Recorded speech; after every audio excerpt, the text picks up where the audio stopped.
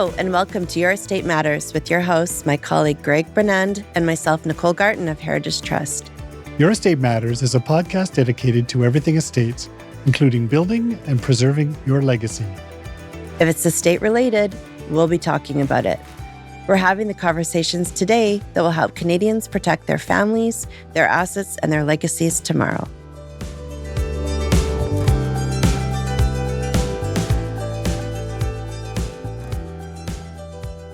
Scott, thanks for being with us here today.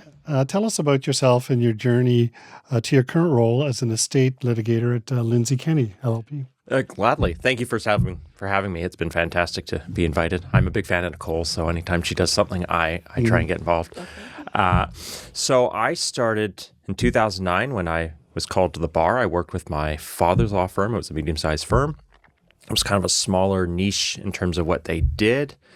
I practiced generally civil litigation. In 2016, he passed away. So myself, I have a twin brother who's also a lawyer, and two other lawyers who we took over the firm, switched the name. We kind of carried on as we were, but at that point, I started branching out to doing estate litigation. I did actually the drafting of wills and stuff that I don't do anymore. And it just became kind of a one-man shop that was tough to do all the estates myself. And then Lindsay Kenny wanted an estate litigator, and here I am. Right. So just for our audience, if they don't know, there's people that write wills, which are solicitors. Yes. And there's people that attack wills. Or defend them. Or defend. Which is the litigation side. Yes. So that's what you're specializing in. I have done the drafting part of it, but I prefer the fighting over what the words mean more. Yes. So how does somebody contest a will? So there's essentially two ways to contest a will. There's the validity of it and the contents of it. If you're challenging the validity, that's usually you don't believe the will was done properly. It could be because they didn't have capacity. They didn't have the understanding, duress. Like if I said, sign this, Nicole, you might go, that's not fair. That's one of those things that would not hold up. Or trickery. You don't read English, so I have you sign something in English. You can challenge the will on its validity.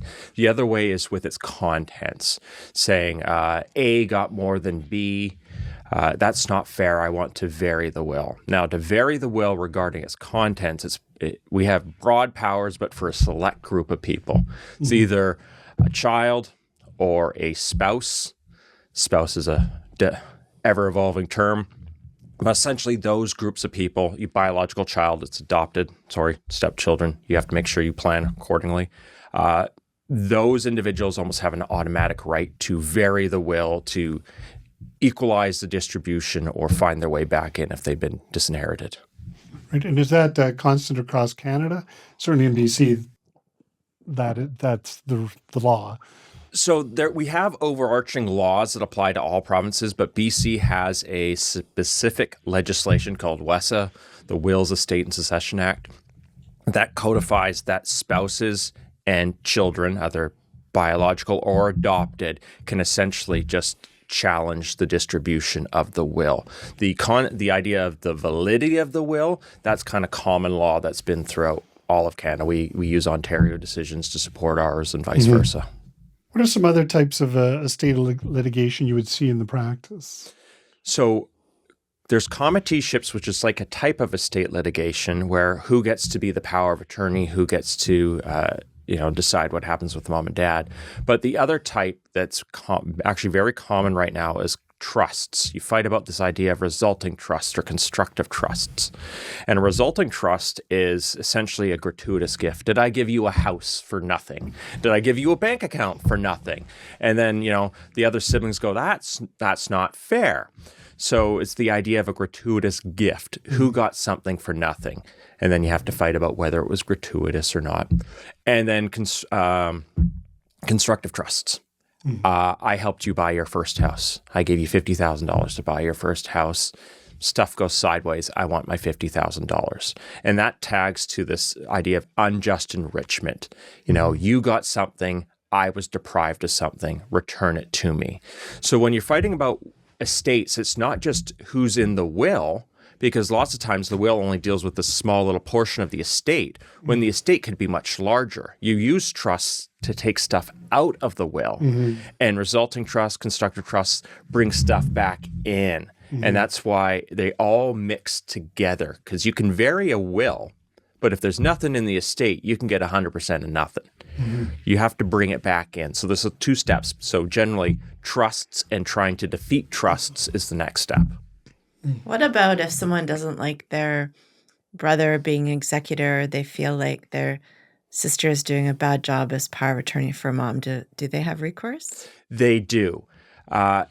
Changing an executor is really tough. You're going to have to show some pretty serious things.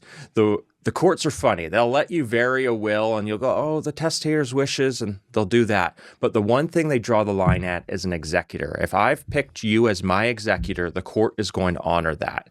And in order for Nicole to get rid of you, you're going to have to show that you've started doing some pretty bad things, moving money, hiding the estates, refusing to honor your duty to the beneficiaries. Right. So it's not as easy. So that could also result from inactivity. Yes. Of the executor. If you take too long, people are going to complain. Now, I've had people say, it's been a week, what's going on? That doesn't work. We have this thing called the executor's year, where you got about a year to figure out everything. Because quite often the executors dropped into the situation and they don't know what's going on. They got to find the bank accounts. They have to find the assets. And it could take a while, especially if they've got this really complex estate where there's 15 shell companies all sharing money. It's going to take you a while.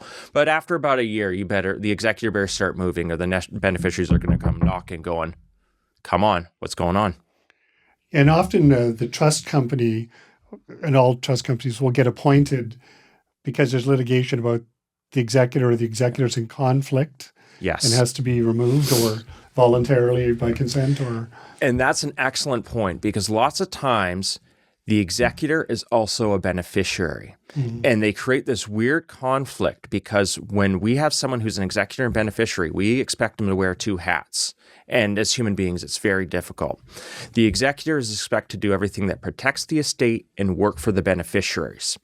If the beneficiary / executor starts doing things that are more for them rather than their siblings, it just creates unnecessary conflict and it wastes money. So hiring a trust company to do it as a true neutral party is usually the most efficient and easiest way to do it, because then you're not concerned that the trust company is trying to get one over you, as opposed to your brother who got 3 times as much in the estate as now the executor. So that, I think, leads to what we call a fiduciary duty, of neutrality and lack of bias. Do you want to tell our listeners about that? Yes. So quite often, as I said, you'll be a beneficiary and executor will be the same people. And if they get sued, we often have to file 2 responses for them. One is the executor, one is the beneficiary. The executor's response is quite basic, and they have this duty to not take sides. They're not there to help vary the will.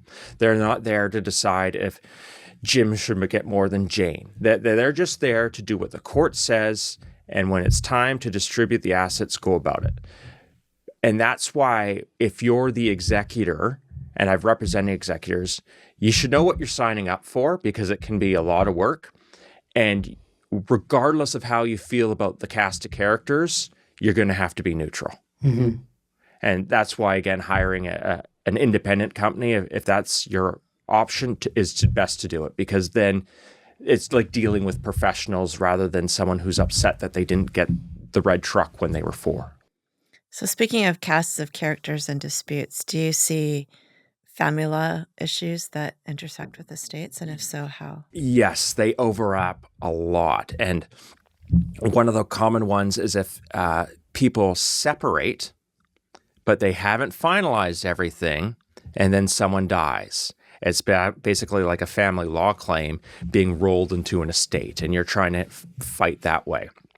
The other big crossover that estate litigation takes from family law is the ever-evolving term of spouses. We always use the family law versions, because spouse isn't defined in the act in a very helpful way. And as time has gone on, as society's evolved, we have different expectations. And we've basically stolen those definitions. And it's a very broad idea that right now is, how do you present yourself to the world? Do you present yourself as a couple? Do you present yourself as independent?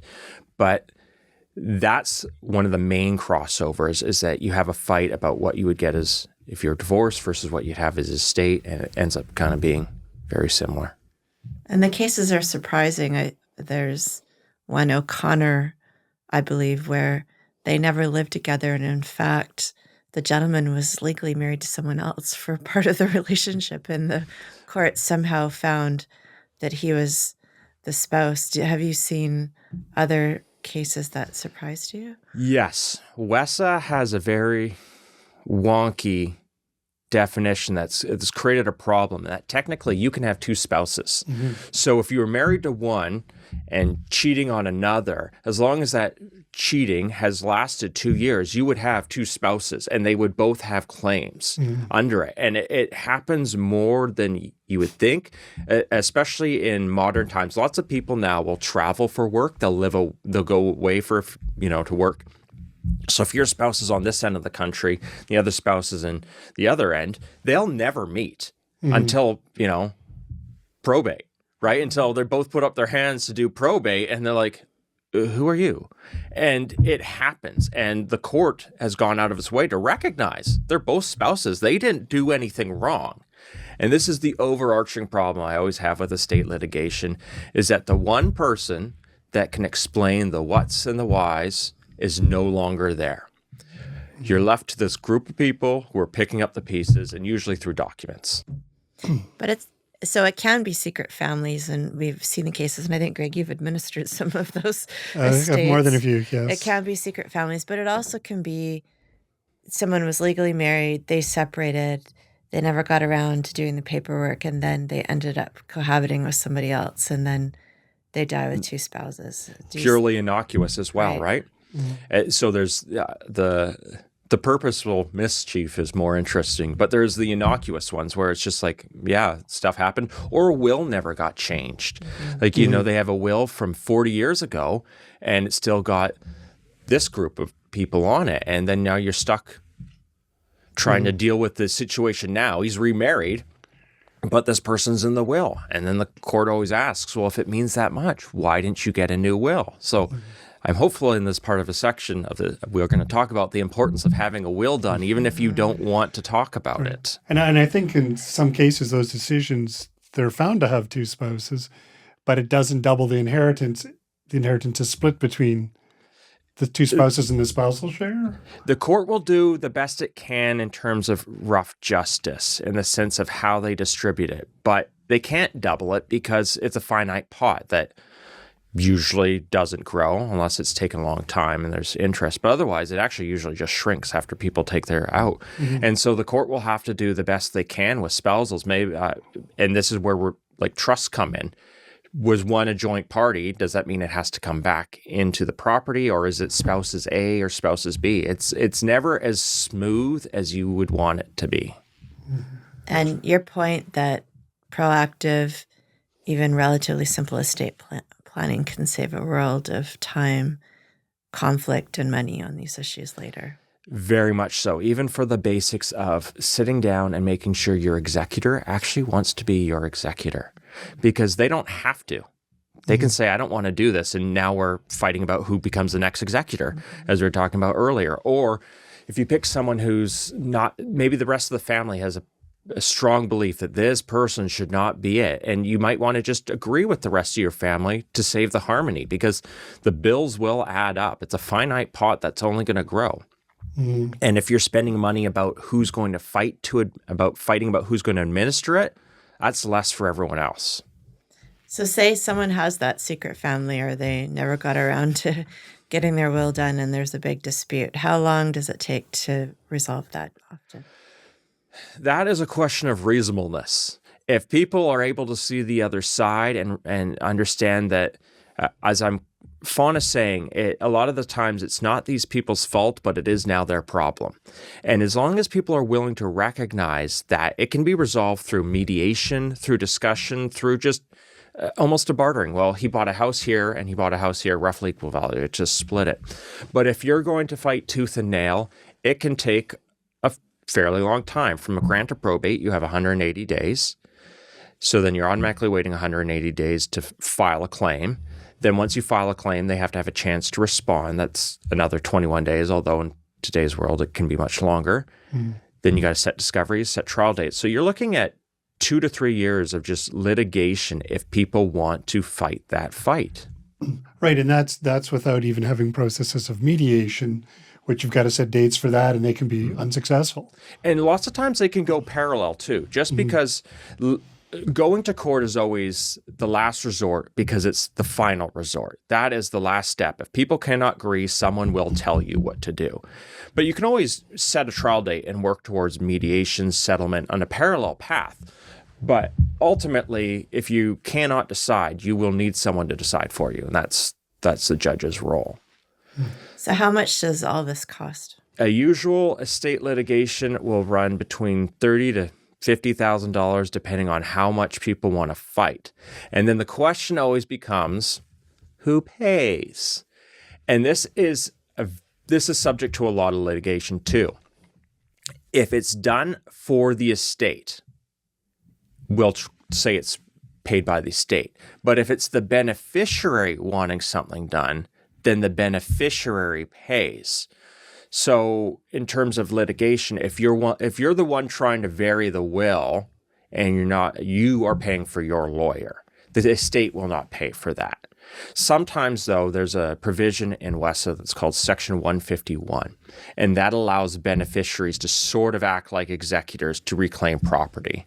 The best example would be if an executor took money that everyone believes should be back into the estate, the executor should take steps to return that, but no one ever sues themselves. So this allows a provision for the beneficiaries to go, hold on, that should come back. Now, if a beneficiary is doing that under Section 151, you have a good argument that should be for the estate. But then once it's back into the estate and you're like, well, now I want a bigger share, that's back to the beneficiaries.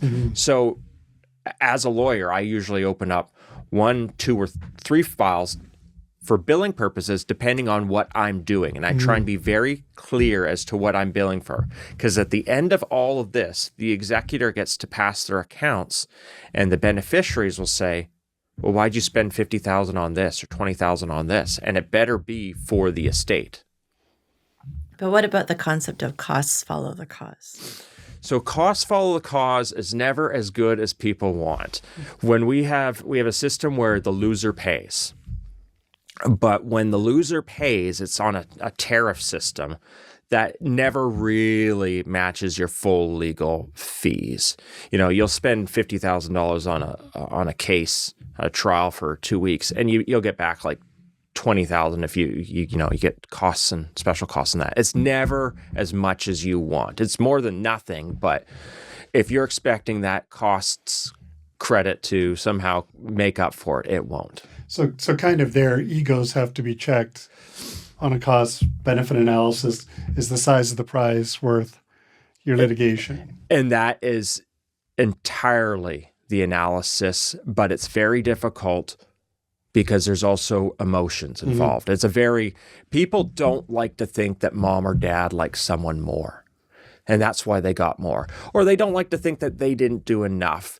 Even if the brother or the sister got more because they were a live-in care aide or something like that. No one wants to be the guy that's, well, I didn't help out.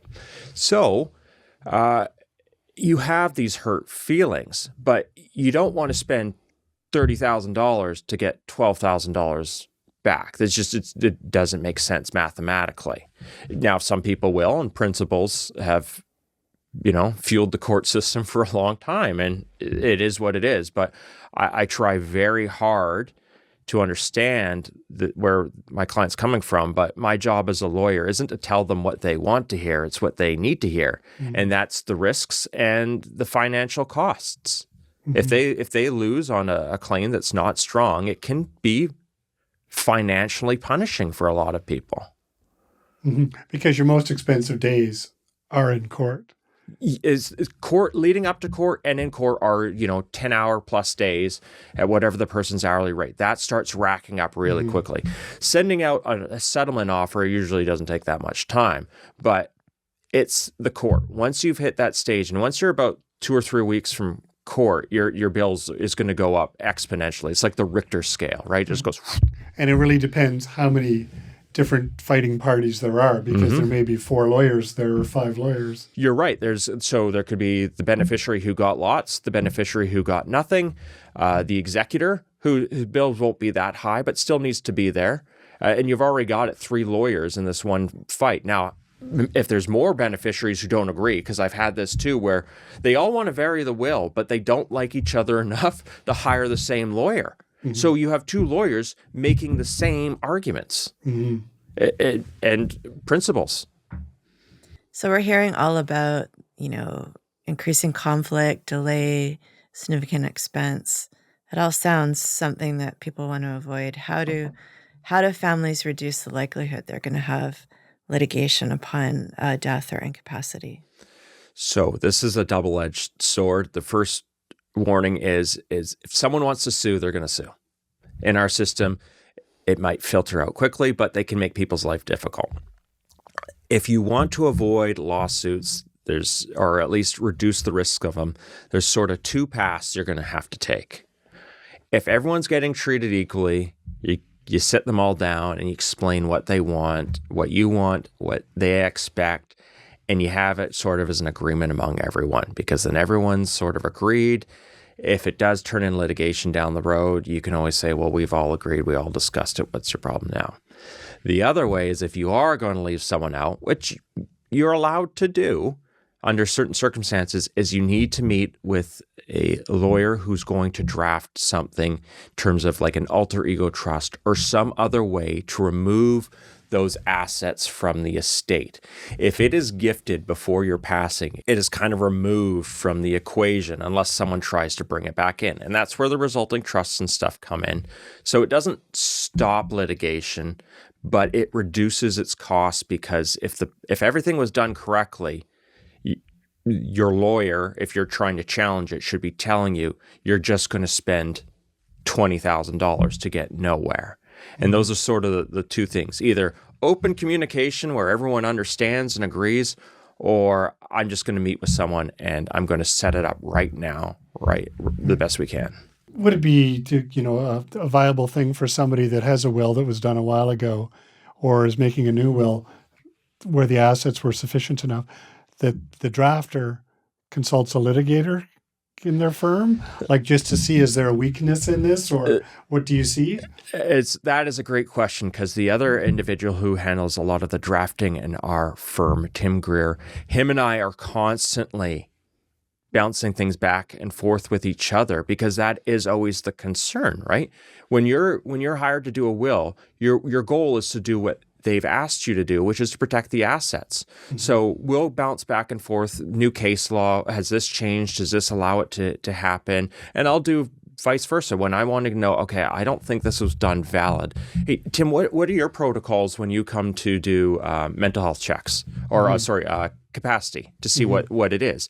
And when you hire a lawyer, you should make sure they've got a full team with them to understand that. But yes, you should always be bouncing back and forth, because they're 2 halves of the same coin. We treat them as very different, but the only reason there's litigation is because something happened before or didn't happen before. So I'm the end result of what occurred first. Right, and that could have been a result from a case where the language in the drafting was weak in somebody else's file, and if somebody doesn't practice in this as a specialty, they may not be quite up to the current case law. Dabblers pay my bills well, but they do not help the client. So I'm not going to say who you should go to. I'll say who you shouldn't go to are people who don't do wills regularly. It is a complicated area that lasts a long time, before you actually see a problem, right? A will might not become an issue until 15 years down the road. And you need to make sure whoever was doing it knew what they were doing then. And in that regard, if you have a will that's a certain period of time, 5 or 6 years, you should always have your will updated, or at least think about updating it after any significant life change. New house, new child, new spouse, new whatever. You should always be looking at that.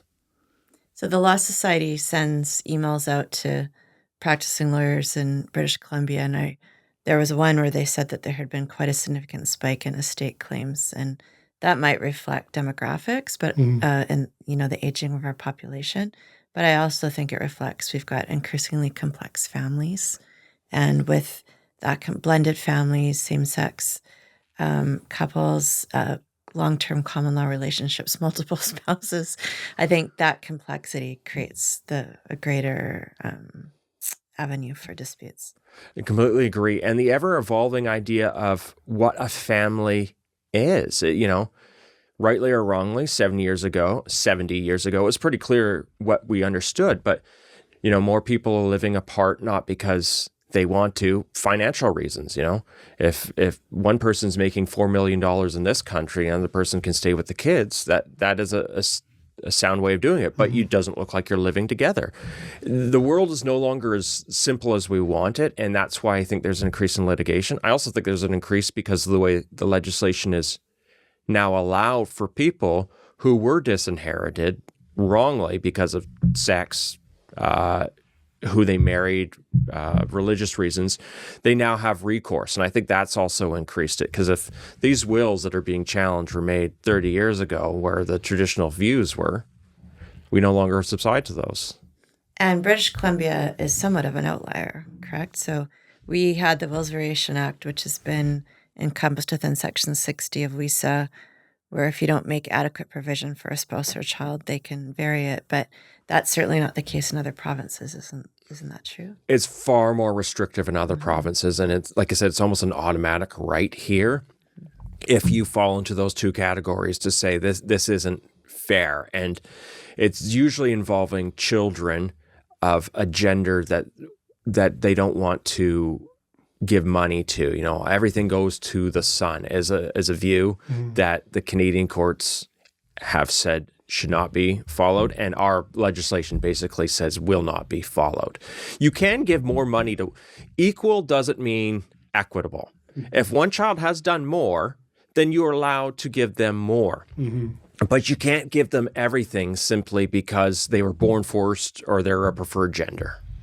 Right, because that was the common thing in Europe. Oldest son gets the farm, and his brothers slave away, and sisters probably get nothing, right? They still work on the farm. They just don't get any of it. Yeah, so that's helped a lot of immigration to Canada because second sons just said, well, there's nothing here for me. Or the sisters got dowries. The dowries, yeah. So what are some ethical considerations you have to deal with? You deal with a lot of emotion and complexity. Do you have ethical concerns in your practice in assisting people? Yes. You have to be careful not to let documents disappear. You have to make sure you inform your clients that documents are essential. And if it doesn't help you, that doesn't mean you get to get rid of it, right? Like I said, the one person who can explain the what's and whys aren't here. And we often rely on documentary evidence, emails, text messages. And if those go missing, you might think, oh, well, isn't that great for me? They have to be produced. If they're relevant, they have to be produced. The other really big ethical thing that's more on the drafting side, but still shows up when I cross-examine you, is the capacity issues. When you're doing a will and you are concerned about the capacity, you better dot your I's, cross your T's to make sure that you're comfortable with this. Because as we talked earlier, if you're going to challenge the validity of the will, my first step as someone who wants to challenge the will is to get the will file. I get it, and I want to see what notes you made, what questions you asked, what tests you did, and then I'm likely to get the medical records and say, well, you said she had capacity, but the doctor that morning said the person couldn't form a sentence. What's going on? So, you want, as a lawyer, you're trying to help your client, but help and going beyond that step you have to always be careful that you don't go too far, because it's going to not only harm your client, harm the lawyer as well. So you referenced documents. We have a really interesting provision in our legislation, section 58, about written documents. Can you tell our listeners about that in British Columbia? Yes. So we have some curative measures and rectification measures. So if you were to create a will, the old standard was the will had to be written, it had to be witnessed, you had to have it signed. There was a very formulaic, if it does not check all these boxes, out it goes. We've now sort of expanded that to where we can say, what is their fixed and final intention? That's what we'll ask of the person. And if scribbles on a cocktail napkin satisfy that fixed and final intention, that will be the new will. And that's a bit of a problem for the executor. So when you're an executor and you're applying for probate, you have to say, I'm looking for grant of probate. Here's the will that I want to use. And the court might raise an eye going, really? This? And then you have arguments about proof in solemn form and whether this should be it. But we have pretty expansive measures now that we will allow a lot of things that wouldn't normally qualify, because emails, drafts. If I'm working with a lawyer to come up with a draft will and I'm on my 12th revision of it and I've honed it perfectly, but I never signed it. Life happened, I passed away. That lawyer can say, well, this is their fixed and final intention. It doesn't have the signature, but I can tell you by my correspondence, this is what they wanted. And the court will accept that.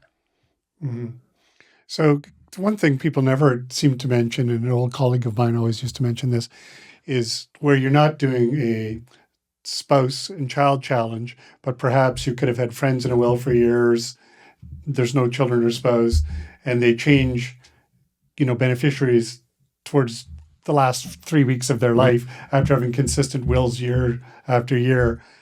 And there's a challenge that potentially an old will could be brought back in, like if one was found invalid. Yes, and I've had this discussion with people too. It's an interesting problem that they go back in time. So if there was a 2020 will and we decide that's invalid for whatever reasons, then you go back. Maybe there's a 2018 will, maybe there's a 2000, and we keep going back and back until we find it. But ultimately, if you can't keep going back, we switch over to what's known as the intestacy rules. And WESA has a very strict flow chart of who gets what. And if it's under intestacy, there is no will's variation because there's no will to vary. And it basically goes, the spouse will get something and then the children will get something. The amount the spouse gets depends if they're a second marriage or a first marriage, but they usually get either $150,000 or $300,000 off the top, and then you split 50-50. But if there's none of those people, then you go up. So are the parents still alive? Well, okay, no. Then what about the children? So the brothers and sisters of the deceased, and you keep going up and up until eventually the government just says it's mine now. But if you invalidate a will, this is one of the legal things you have to think about. Is it better to try and vary the will, or is it better to try and invalidate the will, depending on where you are in this circumstance? Yeah, if you're related. Yeah. Because otherwise, if you're a beneficiary who's not related and the will gets invalidated under intestacy, you're left out. Yeah. And there's interesting strategy. There's some people that have intentionally died intestate, i.e. without a will, because they made a strategic decision given their highly Yeah, it's a fixed distribution. Yeah. correct.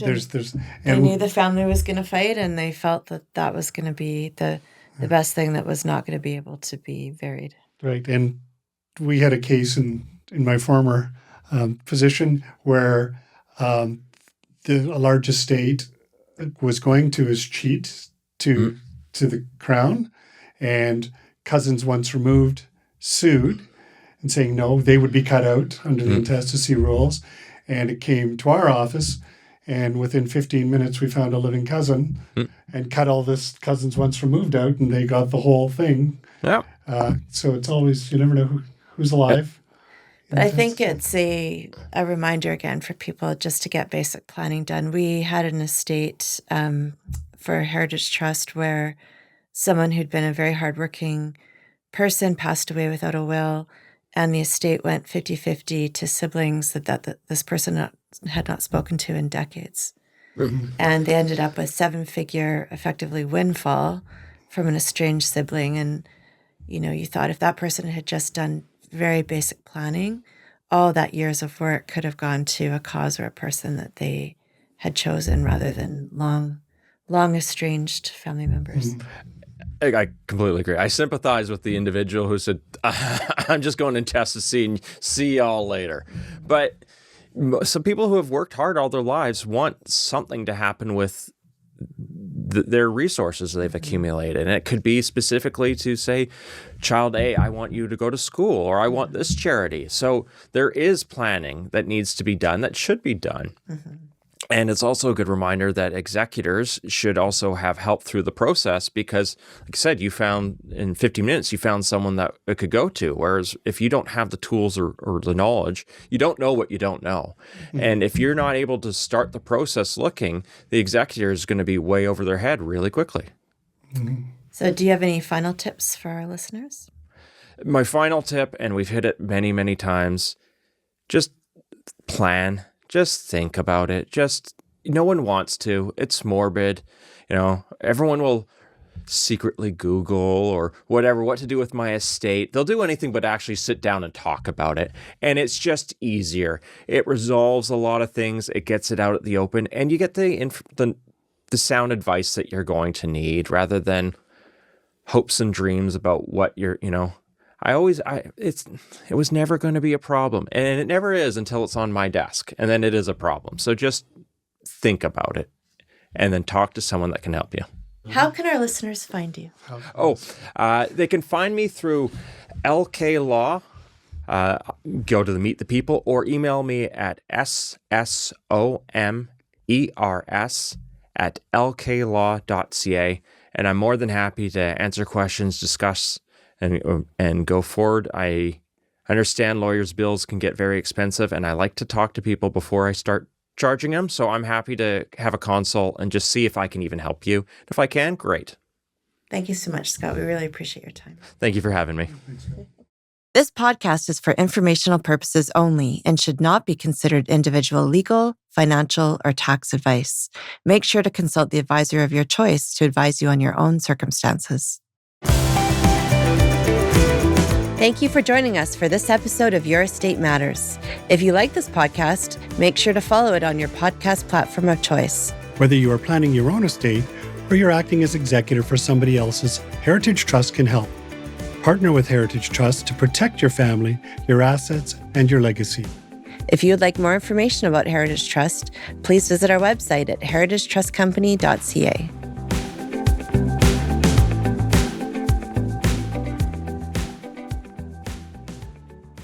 This podcast is produced by Podfather Creative.